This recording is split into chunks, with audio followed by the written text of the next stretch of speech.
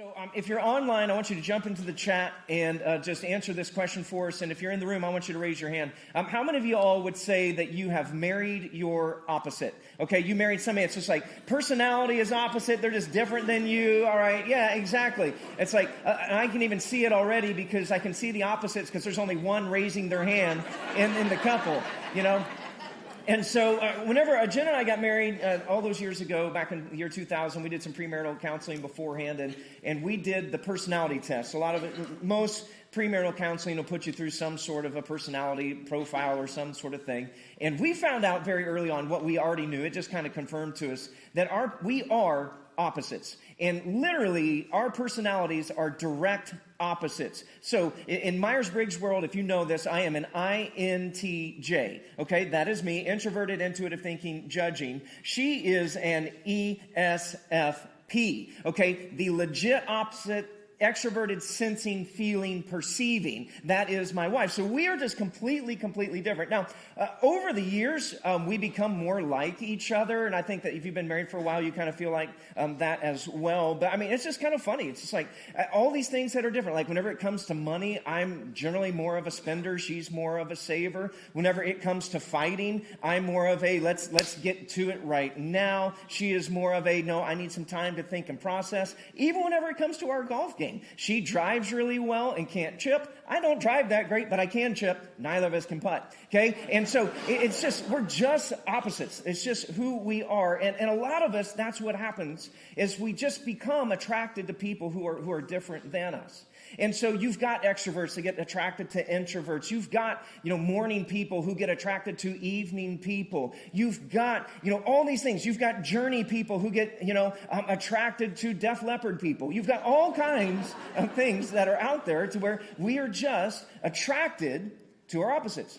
But what is it that happens that after we've been together for a little while is that opposites attract, okay, but then after you get married, they then attack. Okay, that's what happens. And so all of that laid backness that you thought was amazing whenever you were dating is now it's just laziness. All of that just like, oh, she's so driven becomes nagging after you are married. Because our differences are just kind of there. And whenever our differences are here, the thing is that we've got to remember is that our differences are just simply that. They're differences. They're not divisions. But what happens in marriage is that often is that our enemy, the devil, is he seeks to divide. And he looks to divide us because of our differences. But what God does is he uses our differences to strengthen our relationships. That's what God does. So the enemy seeks to divide. God uses differences to strengthen us and make our relationship stronger. And so today, as we come to the conclusion of our series called Relationship Goals, where we are looking at different goals for our marriages. In week 1, we talked about the priority goal, which is God will be my one and my spouse will be number 2. Okay. The resolution goal was week 2, and that's where I will fight for resolution and not for victory. Last week, we talked about the pursuit goal, which just said I will always pursue my spouse. Well, today is the partnership goal. And the goal of this is that marriage will be about we and not me. That's the partnership goal. Marriage will be about we and not me. Now, I think in 3 of the 4 of these weeks now, we've used one verse of Scripture to kind of springboard everything. So we're going to go back to Genesis chapter 2, verse 24, and we're going to let this springboard us into our conversation today. So if you got a Bible, you can grab that. Genesis is the easiest one to find. It's number 1 right there after table of contents. Go to chapter 2, verse 24. It'll be on the screen here as well. But this is what Genesis 2 says. It says, "This explains why a man leaves his father and mother and is joined to his wife, now say this next phrase with me, and the two are united into one." The two are united into one. The two will be united as one flesh. Now, here in just a second, I want to show you where Jesus actually quoted this verse in his teachings. And actually added some more additional truth to this verse from Genesis. But before I show you what Jesus said, I just want to take a second and say with all sincerity, I just want you to know everything I'm about to say today is coupled with just tremendous sensitivity. I really, really am. And understanding that there are many of you watching online, there are many of you that are in our church family, that you've experienced the pain and the brokenness of divorce. And I know that there are a lot of you who are in the room who would say, I didn't want it. I wanted nothing to do with it. I tried to stop it. I tried to drag my feet. I tried to go to counseling. I tried to do, I went through all these things. And I would have done anything for it not to happen. And I also know that there are some of you who are in the room today, and you would say, you know what, I did some things that were stupid. I did some dumb things, and, really I was at fault in so many, many ways. And so I want you to hear my heart today. My heart is not to create guilt. It's not to throw condemnation for anything that's happened in the past.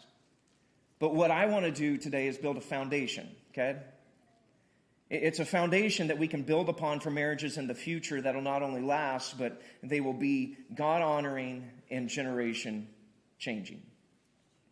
And so whenever I say this and say everything I'm about to say here, understand that I'm saying it with a heart that knows fully that we can't change the past, but we do have to be honest about what Scripture teaches. And so with that being said, this is what Jesus said as he quoted Genesis. And I'll let you know that after Jesus gets done saying this, his disciples are like, whoa, this is hard. This is tough stuff right here.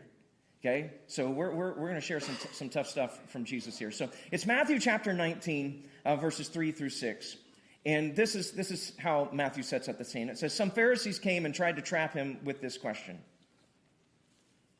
Should a man be allowed to divorce his wife for just any reason? Haven't you read the Scriptures? Jesus replied. They record that from the beginning, God made them male and female. And he said, and now here we're going to quote Genesis chapter 2, verse 24. This explains why a man leaves his father and mother and is joined to his wife. And the two are united into one. So that's the verse we just read, right? That's Genesis chapter 2, verse 24. And so here is Jesus' commentary on Genesis chapter 2, verse 24. This is what he says. So since they are no longer two, but one, let no one split apart what God has joined together. So here's what's happening. So the Pharisees are doing what they do to Jesus often, is they're trying to trap him and to trip him up into saying something that would cause the people to turn against him. And they're trying to keep him off guard. So they put him on the test using a question from the law, which should be their area of expertise because they're teachers of the law. That's just what they do. They study it all the time. And the leading Pharisees of Jesus' day, whenever it came to this idea of divorce, they had this debate that was going on. And it all comes from Deuteronomy chapter 24, verse 1, whenever Moses says that a man can issue his wife a certificate of divorce, and this is the key phrase, if he finds something indecent about her. And so the debate in Jesus' day came all down to one word, and it was indecent. It's like, what does indecent mean? What is the definition of indecent? And it just depends on what your definition of is. And so, whenever it came to it, there were two camps of interpretation. Number one was indecent meant that she had acted unfaithfully. So she had violated the vows, she had committed adultery, she had done something of that. So that would be camp number one. We would probably call that, in our terms, that was the more conservative approach, okay? But there was another camp that would be the more liberal approach, and they said indecent is wide-ranging. In fact, it can mean anything from that she burnt his toast, made a meal that he did not like, or even he just found a woman that he was attracted to more than her. Then she had done something indecent. And so then he could issue her a certificate of divorce. And so what the Pharisees are doing, they're saying, okay, Jesus, you know, like we know, there are two camps here. Which camp is right? And if you say this camp is right over here, then you're going to make all these people mad over here. If you say this camp is right over here, then you're going to make all these people mad over here. So Jesus, which one is correct? And so Jesus, being Jesus, he doesn't fall for it. He's always a step or seven ahead of these guys. And he just says, I'm not even jumping into your debate because you're going to Deuteronomy whenever you're into the law. He's like, if you really want to talk about marriage, we need to go to the beginning whenever God originally instituted marriage. And you go to creation. He's like, we really need to go to Genesis chapter 2, not Deuteronomy chapter 24. Because he said, the point is this, is that what divorce does is it separates what God brought together. He's like, y'all are spending all this time asking this question, when can two people get divorced? And Jesus says, listen, when two people get married, they become one. They're no longer two. They're not separate anymore. They're one. Because marriage, the way that God created it, the way that Jesus saw it, was to last a lifetime. Marriage was more than a license and a honeymoon. And so they want to know, when can people get divorced? And Jesus says, can two people who become one really go their separate ways anyway? Because here's how this works. Visuals are good, right? Let's take these two pieces of paper, okay? And let's say that I brought super glue up here. I didn't, because I didn't want to huff glue while I was preaching, anything like that. I already almost get in trouble every week, so don't need those fumes up here. But let's just say we got one that represents the husband, we got one that represents the wife, okay? And so we're going to take these and we're going to slather as much glue on these as we possibly can, and we're just going to glue them in, and we're going to glue them. And so now what we have is that they have been bonded together, right? And so it's here. I mean, it's more like it's just like one bigger piece of paper. Now, do they still have all the same attributes that they had before? Yeah, 100%. They do. But now they share everything. They were two pieces of paper, but now they've been bonded and they're one. You ever wondered why divorce is so painful? You ever thought about it? Because what divorce is it's like trying to tear this now one piece of paper apart from itself. And it's like trying to get it back into the original two.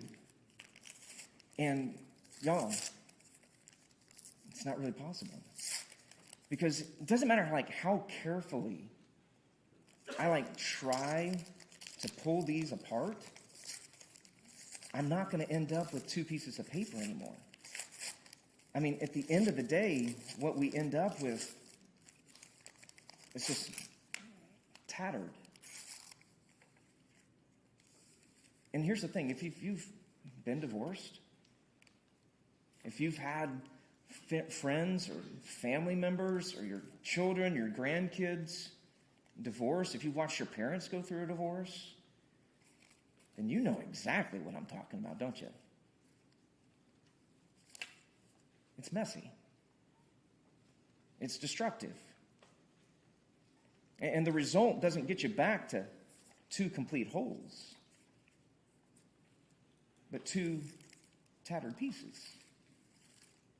I love what the preacher Andy Stanley says. He says, you can't unone what God made one.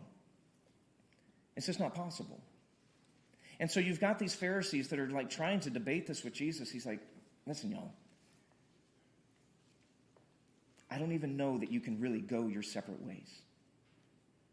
Because once you've become one, it can't be made unone.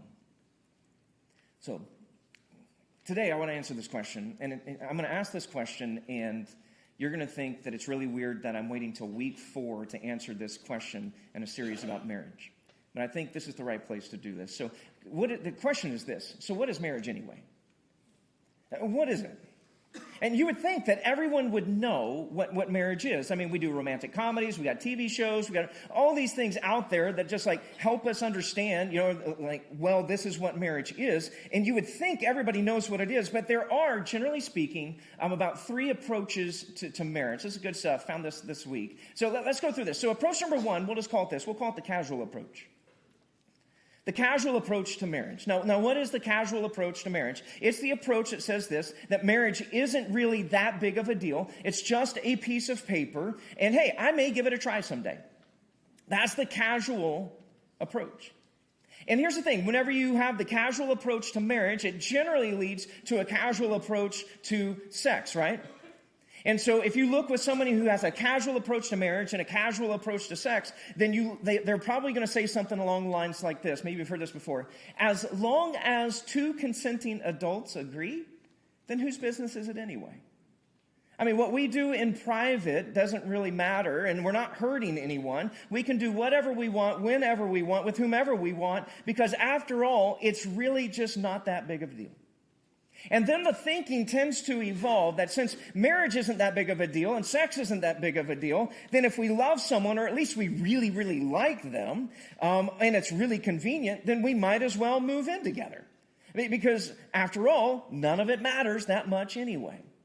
Barna did a study back in 2017, and they found that whenever it comes to adults, that 57% of people are either currently or have previously lived with their boyfriend or girlfriend. And it makes sense with how we think today. I mean, it's easy to say, well, we might as well move in together because it's really inconvenient right now. We could save some money. We got to test things out. It seems to make sense. I mean, even though every single study out there shows that couples who live together before marriage tend to be less happy in their marriage and have a higher rate of divorce. But, hey, we can just ignore that and just say, hey, seems to make sense. And here's the thing. Listen, I know there are people watching online. There are people in this room that, you're living together. And if so, listen, my goal is not to shame. I'm not trying to embarrass you. I'm not trying to make you feel like you got to run out the door screaming, I can't ever go back to church again. Okay, that's not what I'm saying. I just want us to be honest. Let's call it what it is, okay?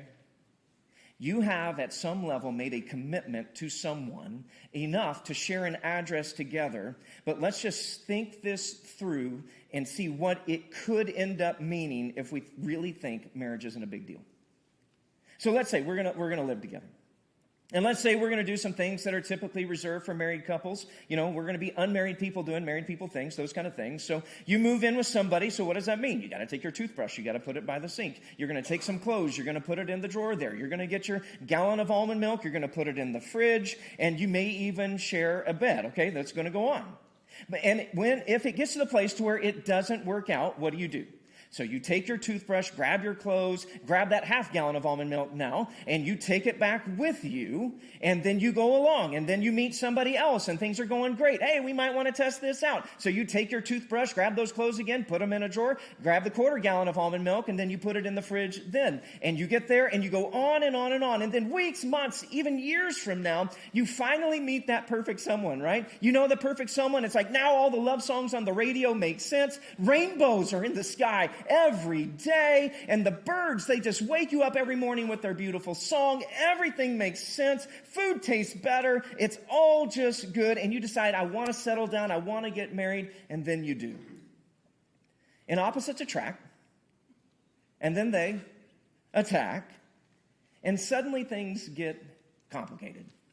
She squeezes from the middle on the toothpaste, right? He leaves the toilet seat up. He doesn't put the ketchup in the right spot. He just breathes wrong. Okay? You've got all these things that are just taking on. And when things get difficult, so many people just tend to say, well, let's just break it off. Let's get a divorce. So let's ask the question, why is divorce so common in our day and age? Because many people played house, pretended to be married, and practiced divorce on person after person after person. Why?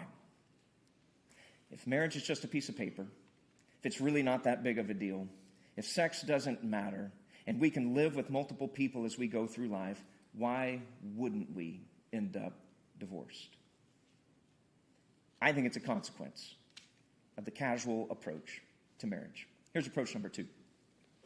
It's the contractual approach. The contractual approach. You can also call it the consumeristic approach, but we'll go with the contractual approach.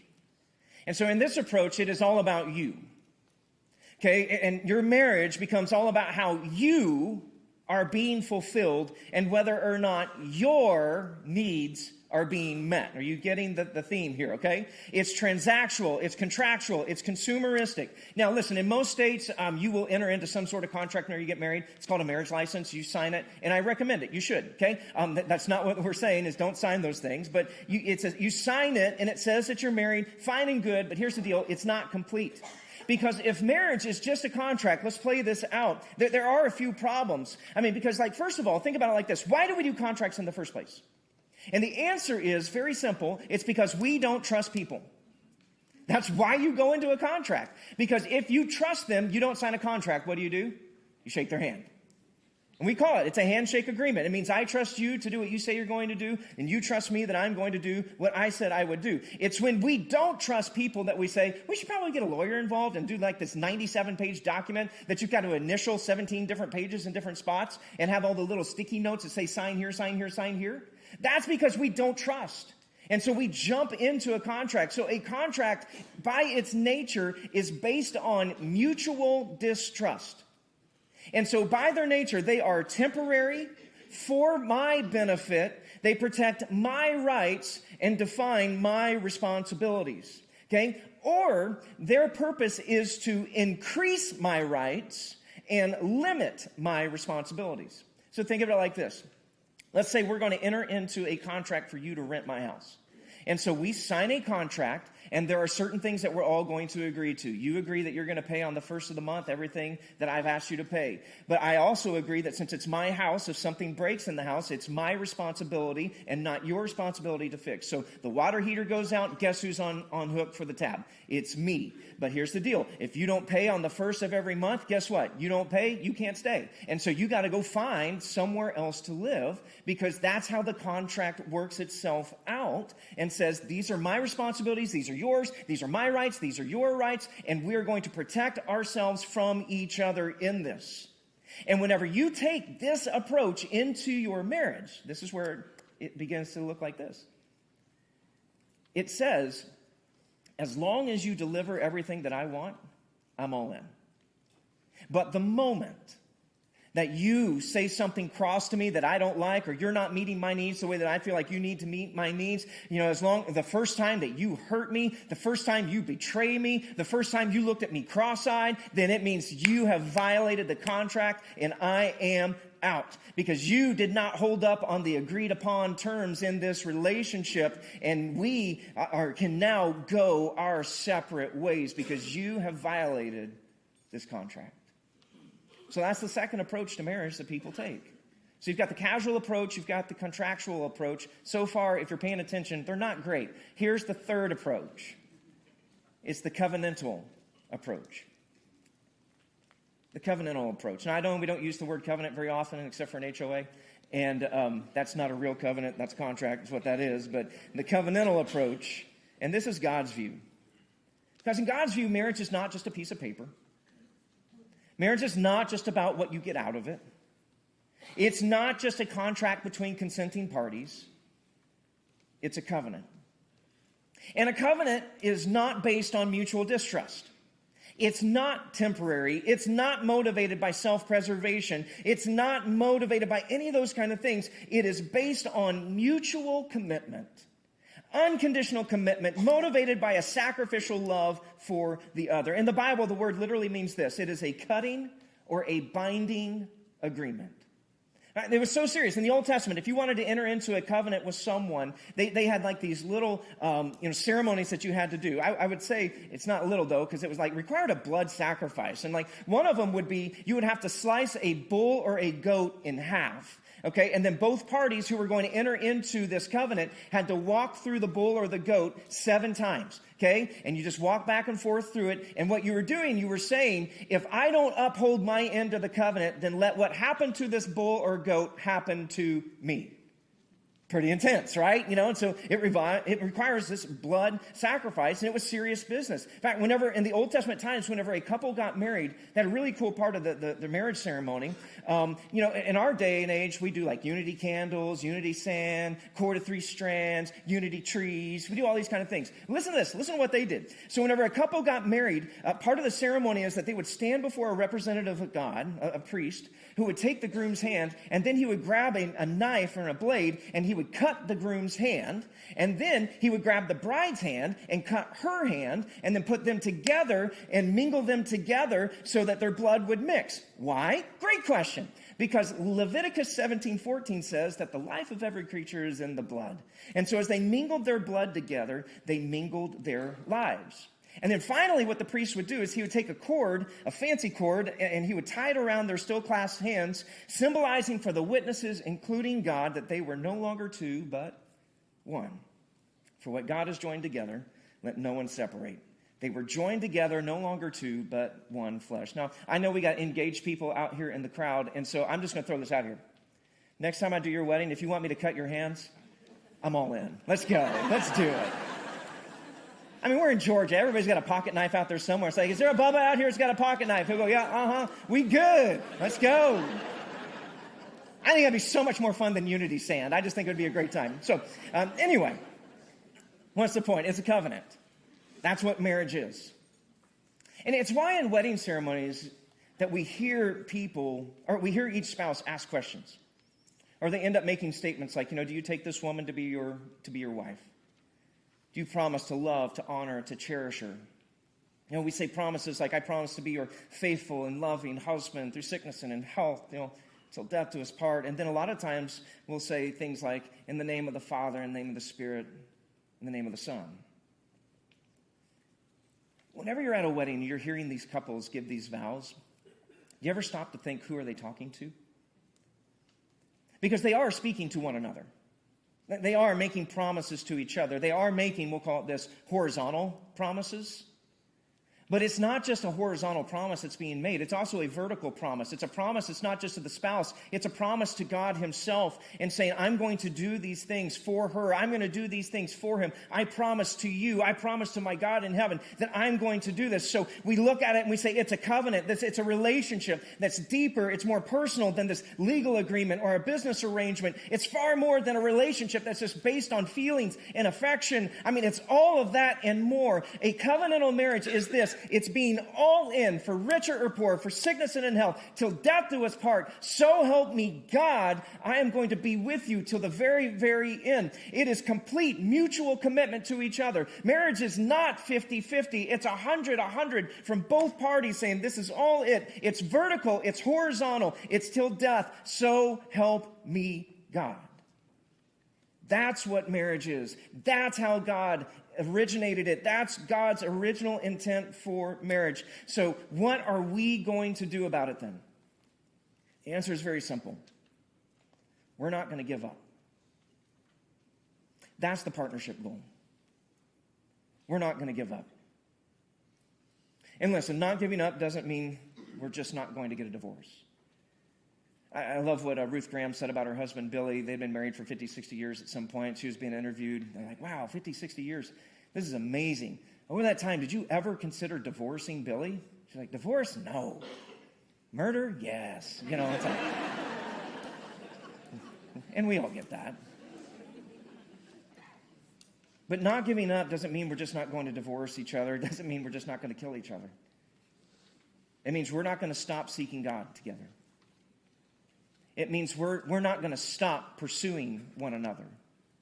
It means we're not going to stop fighting fair and fighting for resolution and not for victory. It means we're not going to stop seeing that marriage is about we and not me. We will not give up on one another. That's covenantal. That's the covenantal approach. Now, I want to wrap this up by just saying, I know that there's some of you all in the room, and you're trying. You're trying so hard. And you're tired. And I get it. You're tired. You're doing everything that you can. You're trying to save your marriage. You're going to the counseling. You're the one. You're trying to have the conversations. You might not be getting a whole lot of support through this. You may not be getting a lot of support from your spouse. They may be just like continuing to just press and press and press, and you're weary and you're worn out. You're not seeing things turn around. Progress is slow. You're going forward one step and backward seven, and you're just exhausted. Well, here's what I want to remind you of. Let me use this one verse to encourage you. It's Galatians chapter 6, verse 9. And it just says this: let us not become weary in doing good. For at the proper time, we will reap a harvest if we don't give up. And I don't know what the harvest is going to look like for you. The harvest may be a saved marriage. It may not be a saved marriage. But don't grow weary. You keep fighting. You keep doing what you know the Lord is calling you to do. You keep showing grace. You keep showing compassion. You keep forgiving. You keep being patient. Do not grow weary in doing good. Because there is a harvest that will come if you don't give up, my friends. And it could be that you're going to end up with a very brand new marriage to the same person that you've been married to all these years. It could be that you're going to be able to leave a different legacy to your kids and to your grandkids than has ever been left in your family before. It could be that your new harvest is just simply going to be God's going to give you a brand new heart with a bigger capacity to love and show empathy to people who are struggling and going through all kinds of pain. It could be all kinds of things, but do not grow weary. I know you're tired. But you keep fighting, and you keep doing what is right. Because the bottom line today is this, that the decisions you make today determine the marriage you'll have tomorrow. What you decide to do today is going to determine the marriage that you have tomorrow, because whenever we are in with everything that we can bring to honor God in our relationship, you both can come together and say, we want to honor God. We want to have a blessed, a special relationship. Is it easy? No, but nobody ever said anything was going to be easy. But it's worth the work. It's worth the effort. It's always going to take work. It's always going to be a choice. It's always going to take putting God first, pursuing your spouse, fighting fair, making it about we instead of me. But keep on keeping on. And so here's my challenge to you this week, is I want you to define your common goals. I want you to define your common goals. Now, if you've been married for a little while, this is a great opportunity for you to be able to sit back and reflect. Maybe it's 5 years, 10 years, 20 years. I mean, if it's been 40 years, it's a great time to say, hey, how have we made it 40 years so far? I mean, how have we actually done this? We like each other. We like spending time with each other. And to say, what were the common goals that we shared that has kind of got us to this place? If you've only been married for a few years and you haven't ever said, hey, here's what we want our goals in our marriage to be, now is the best time to do it. Okay, the best time to do it was before you got married. The second best time to do it is today. Okay, that's the best time. And so just define that. If you are at a place to where you are engaged, it's time to define your goals. What do we want our marriage to look like? If you're not married, if you're just dating, or you're not even dating someone, it's better to do it now and say, here's where I want my marriage to be. I want it to be, and maybe these are some goals. I want it to be Christ-centered. I want to marry somebody who's got good spiritual rhythms. I want to have good spiritual rhythms. We want to raise our kids going to church. We want to raise our grandkids going to church. Or maybe it's something like we want to be debt-free so we can be radically generous and help people out whenever we need to do these things. Whatever it is, you just start saying, here are the goals that we have. If you've never had that conversation, it's time to have that conversation and jump in with it, because whenever you have a common vision, it keeps you from division. You with me? So we're going to share the common goals. Now, as we wrap this up, we've talked about a covenant. I would be committing preacher crime. They would send me to preacher jail that if I did not talk to you about the new covenant. Okay, the old covenant, it requires a bull and a goat, and you walk through it 7 times. It's like, okay, here's how this is entered into. Well, in the New Testament, we have a new covenant, and it's not through the blood of bulls and goats that we are saved. It's completely different, because you see, the old system under the law was just a shadow. It was just a preview of things that were to come. And whenever Jesus came, by his one perfect sacrifice, by offering himself, by offering his blood, not the blood of bulls and goats, he was able to offer forgiveness and new life for every single one of us, for those of us who make him Lord of our life. And that doesn't matter where you've been in your life. It doesn't matter what you've done. It doesn't matter anything like that. It doesn't matter if you came in today feeling like this. Because what Jesus Christ can do is he can make you whole again. And the power of his blood, the power of his grace, can change and make the broken whole again. And so if you've never made a decision to follow Jesus, if you've never made him Lord, if you've never confessed your sins, if you've never been united with him in baptism, if you've never given everything over to him, today is the day to be made whole. And so if you're watching online, visit the website on the screen and let us know you're ready to make a decision. If you're in this room, then grab that connection card and tell us you're ready to make a decision to begin your relationship with Jesus. Give it to an usher as you're leaving today, and let's help you find wholeness through Jesus Christ. So God, today, we pray, saying thank you for your love, for your grace, and that you take that which is broken and you make it whole again. And God, today we've talked a lot about some difficult things, and I pray today, God, that your Spirit would give comfort where comfort is needed. I pray that it would disturb where disturbance is needed. But above all, I pray that our eyes would be focused on Jesus, the author and perfecter of our faith. And it's in his name that we pray. Amen and amen.